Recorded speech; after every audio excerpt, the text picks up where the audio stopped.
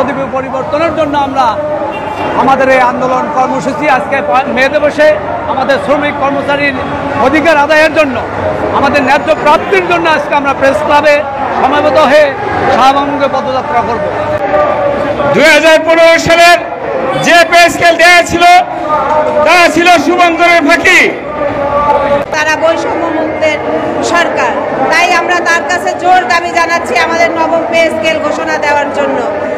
সরকারি কর্মচারীদের উদ্যোগে এখানে উপস্থিত হয়েছে। আমরা 11-20 গ্রেডের কর্মচারী 2015 সালে যখন 11-20 গ্রেডের কর্মচারীদের 2015 সালে যেটা পে স্কেল ঘোষণা করা হয়েছিল, সেখানে আমাদের কর্মচারীদের জন্য একটা শুভঙ্করের ফাঁকি ছিল।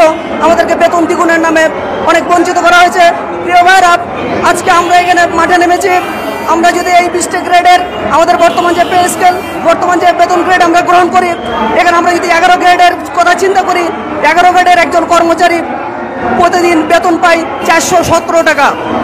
আমাদের বাবা মা সহ 6 জন সংসারে প্রতিজনের ভাগে পড়ে দৈনিক 70 টাকা। প্রিয় ভাইরা, আপনারা বলেন, এই দৈনিক 70 টাকায় একজন ব্যক্তির কি ভরণ পোষণ সহ খাওয়া দাওয়া সম্ভব? কোনো মতে সম্ভব না। ভরণ পোষণ তো দূরের কথা, এই 70 টাকা দিয়ে একজন ব্যক্তি সারা 3 বেলা ডাল ভাত খেয়ে বাঁচতে পারবে না। উপস্থিত হতে পারেন নাই, তাদের সবাই লাইভটা আপনারা শেয়ার করুন, কারণ আমরা এটা দীর্ঘদিনের দাবি। আপনারা দেখতে পাচ্ছেন,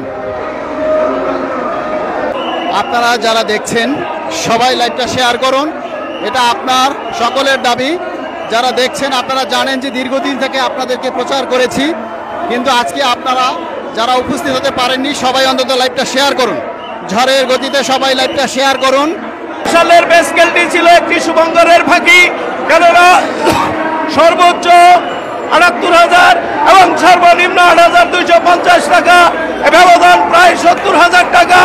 আমরা এই ব্যবধানের শুভঙ্করের ফাঁকিতে বিশেষ করে 11 থেকে 20 গ্রেড সকল কর্মচারীদের যে শুভঙ্করের ফাঁকিতে পড়ে আছে, সেটিকে আমরা আর মানতে রাজি নই।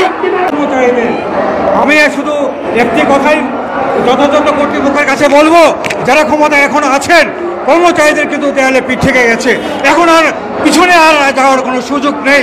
তাই আমি সম্বন্ধে রিকোয়েস্ট করব, আগামী বাজেটে নবম পে স্কেল বাস্তবায়ন করার জন্য পর্যাপ্ত পরিমাণ বাজেট রাখার জন্য।